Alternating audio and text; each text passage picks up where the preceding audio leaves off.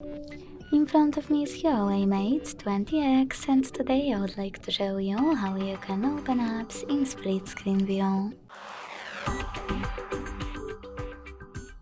Begin by selecting one of your apps to use in this view and launching it in the background. Then click on this icon at the top right corner. Turn your window into a bubble by clicking on Home button and select a second app you wish to use in split screen view. Then click on the bubble. And from here, all you need to do is hold this line at the top of your window and drag it up or down. When you see gray area, let go. As you can see now, I can use both of my apps at the same time. If you want to go back from this mode, drag one of your apps all the way up or all the way down and hit Home button.